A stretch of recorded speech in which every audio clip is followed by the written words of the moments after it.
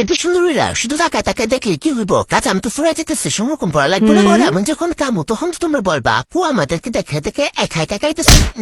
এই দেখেন তো হইব না, বুঝছো? এখনই শিখে রাখো আর এখনই সংরক্ষণ করো, পরে এটা কিন্তু বললে চলবো না। তো ফার্স্টে কিন্তু আমি এখানে বেশ কিছু ফ্রেশ আম নিয়ে নিয়েছি, আর এইখানে কিন্তু পরিপক্ক আম নেওয়া থেকে ভালো পরিপক্ক আম নিলে বেশি দিন সংরক্ষণ করলে ভালো থাকে। তো প্রথমেই কিন্তু আমি কিছু আম ছুলে নিয়েছি আর কিছু আম কিন্তু পুষস হয়ে রাখছি। আর এই আম কাটতে গেলে যে আমার কি যন্ত্রণা মনে হয়েছে, হাতে কাটে দেবো শালার। আর এই আমগুলোকে আমি ফিঙ্গারশিপে কেটে নিচ্ছি। এখন তোমাদেরকে আমি একটা ম্যাজিক দেখাবো। টেনটে না দেখছো, এক জুড়ে আম হয়ে গেছে। আর এই আমগুলো কিন্তু আমি ফিঙ্গারশিপে সবগুলোকে সমানভাবে কেটে নিয়েছি। এদিকে আমি প্যানের মধ্যে পর্যাপ্ত পরিমাণে পানির মধ্যে হচ্ছে 2 টেবিল স্পুন লবণ দিয়েছি। মানে পানিটা হচ্ছে হালকা একটু তেতো হবে। তারপর হচ্ছে এটাকে ভালো করে বলক তুলে নিতে হবে। আমি 3-4 মতো বলক তুলে নিয়েছি এটাকে। এরপর যে এই পানিটাকে ভালো করে ঠান্ডা করে নিতে হবে, তারপরে কিন্তু অন্য প্রসেসিং। আর এদিকে আমি 2টা কাঁচের জার নিয়ে নিয়েছি, এইগুলোকে ভালো করে শুকিয়ে নিয়েছি। কিন্তু এখন হচ্ছে আমি এই জারগুলোতে আমগুলোকে ভরে নেব। একটা হচ্ছে পোষা সহ আর একটা হচ্ছে পোষা চারা। আর এই আমগুলোর গায়ে কিন্তু